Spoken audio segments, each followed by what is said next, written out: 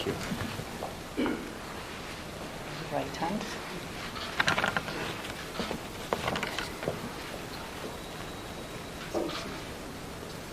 I, Dr. David Adang Oginde, having been appointed chairperson of the Ethics and Anti-Corruption Commission, do swear that I will uphold the Constitution of Kenya and all other laws of the Republic, that I will faithfully and fully, impartially, and to the best of my knowledge and ability, discharge the trust, perform the functions, and exercise the powers devolving upon me by virtue of this appointment without fear, favor, bias, affection, ill will, or prejudice. So help me God.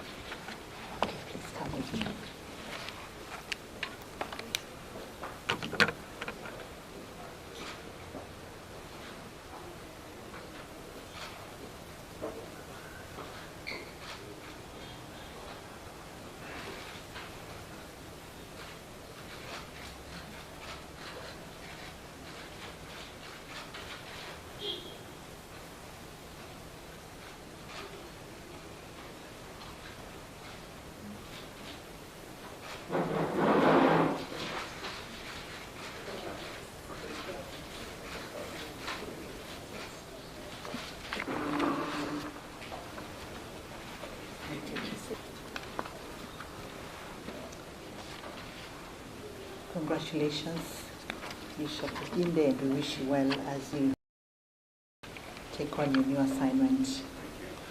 Ladies and gentlemen, we have come to the end of the swearing-in ceremony. I will now give this opportunity to the newly sworn-in chairperson of the EACC, Dr. Oginde, to come forward and make some remarks.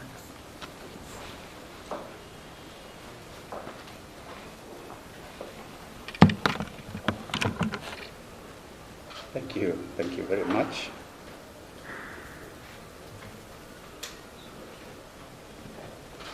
Honorable Chief Justice of the Republic of Kenya and President of the Supreme Court, Justice Martha Koome,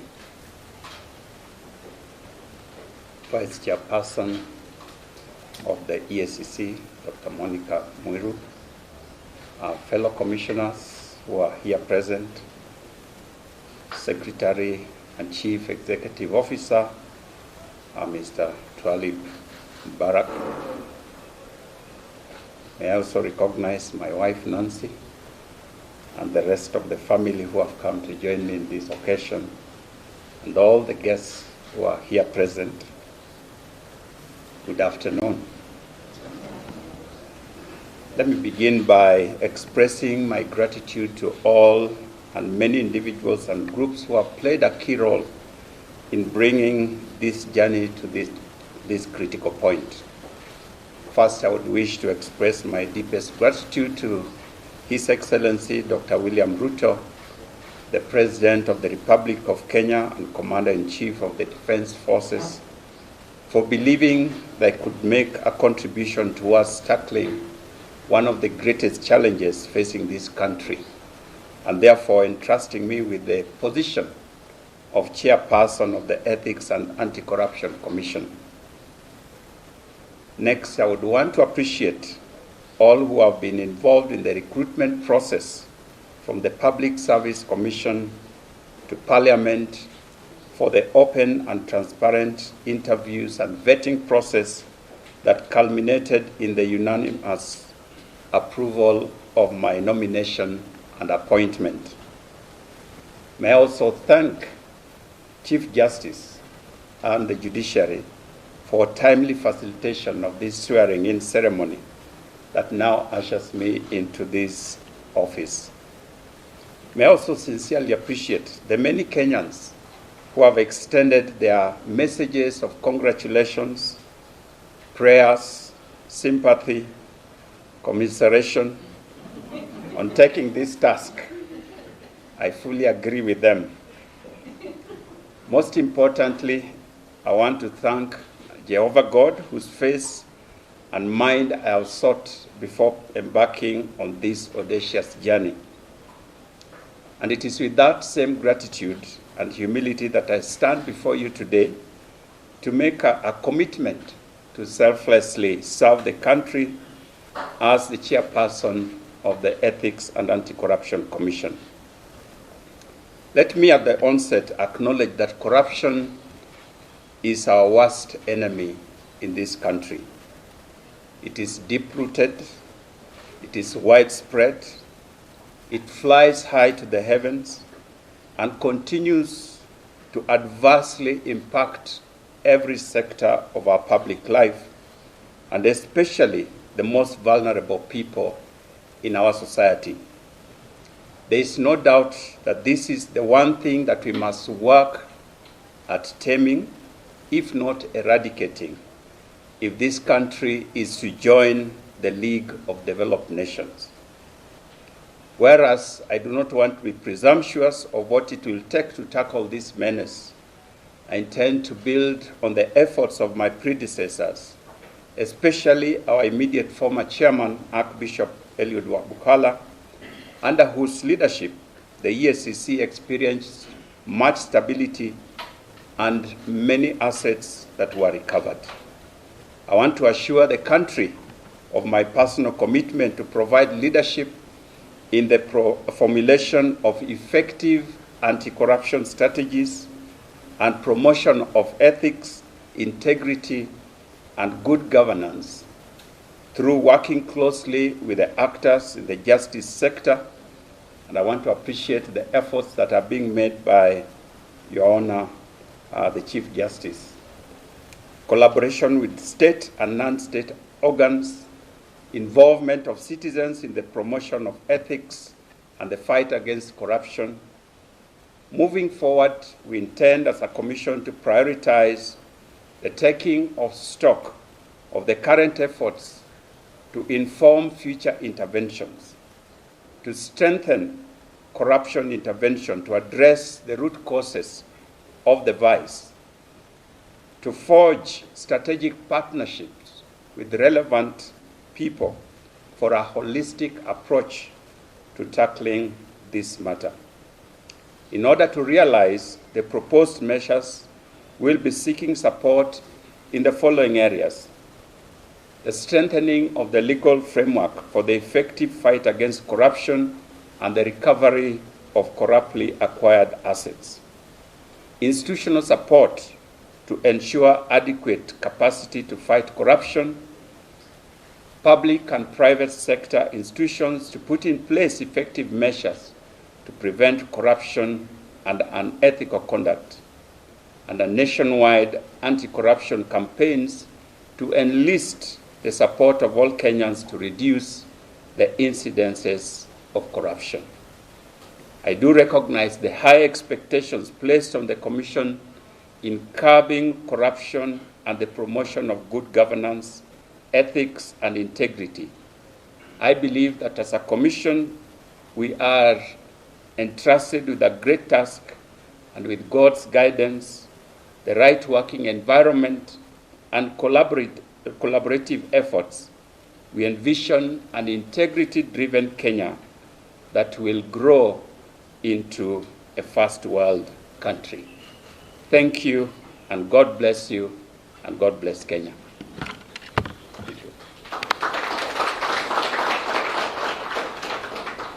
Thank you very much, Chair, and congratulations once again. It's now my humble duty and privilege to ask the Honorable Chief Justice to come forward and address us. Chief Justice, please.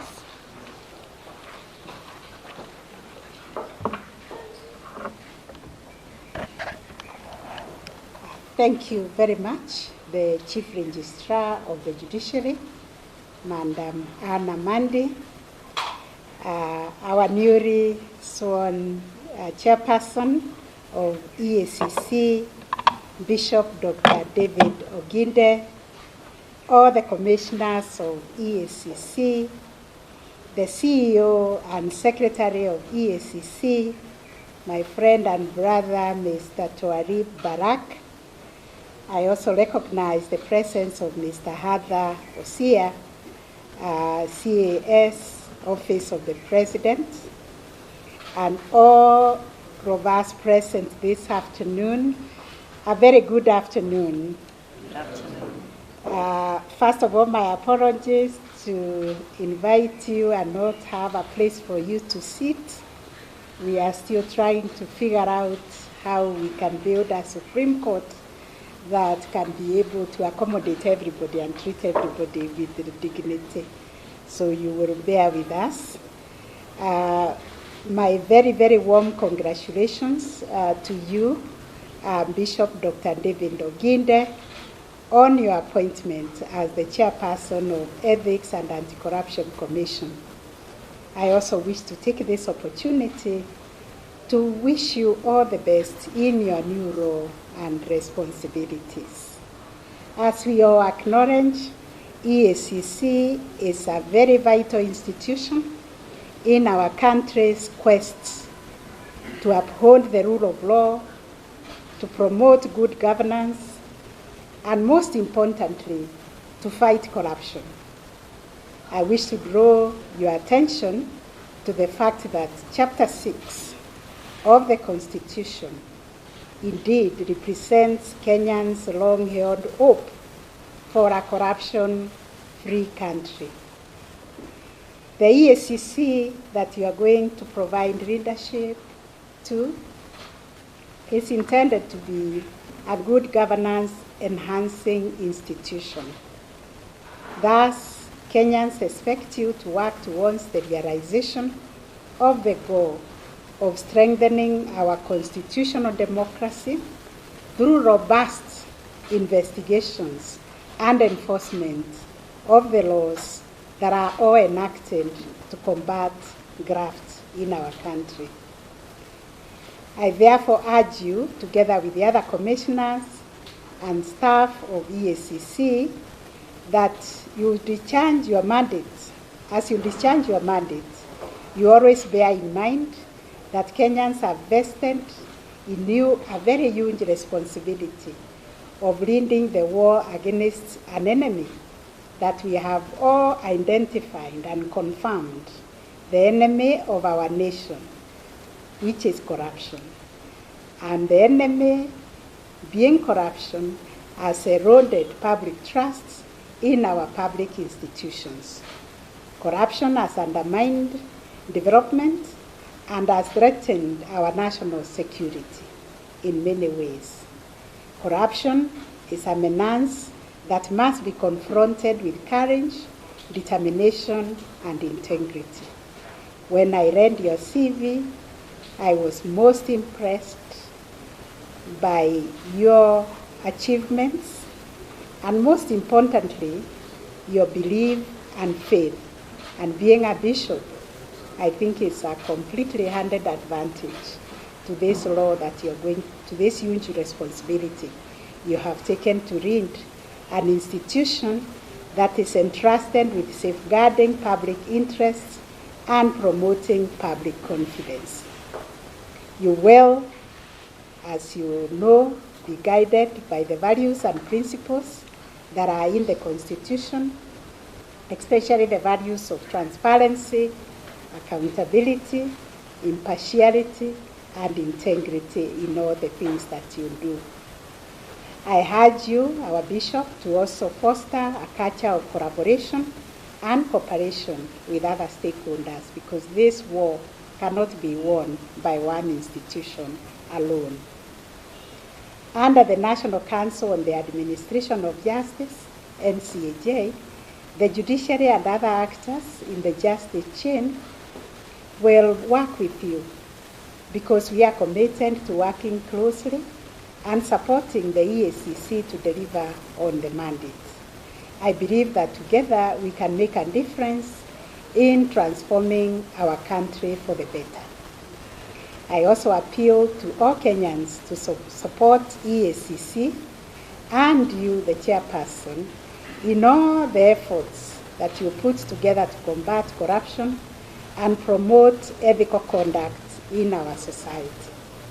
We all have a role to play in ensuring that our country is free from corruption and that our resources are used for the benefit of all. If we all took up that responsibility and rejected, as we must, and report any acts of corruption that we encounter or witness, definitely we would do better as a country to eradicate corruption. Because there is always a constant demand of accountability. And this demand is heavier on our leaders and public servants. Because indeed, under the Constitution, we are the servants of the people. We must also uphold our national values and aspirations as enshrined in the Constitution. I take this opportunity to wish you all the best and promise you of our support as the judiciary.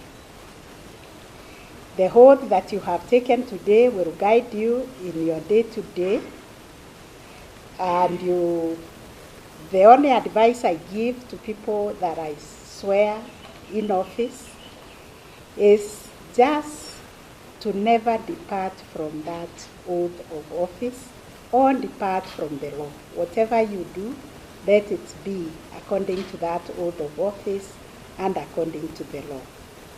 In addition, this oath equally requires you to serve the country to the best of your abilities, bearing in mind the enormous responsibility that is placed before you. I wish you and the entire Commission all the best as you deliver on this mandate. I thank all of you for coming and for listening to me and for joining me to congratulate our Bishop, Dr. Oginde, as he takes the responsibility that has been placed before him. God bless you and God guide you in all your undertakings. Thank you.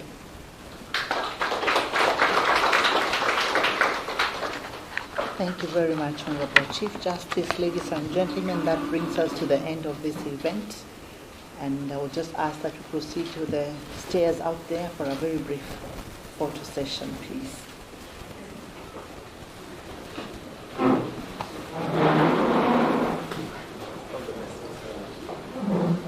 You can sit up with the tribunal.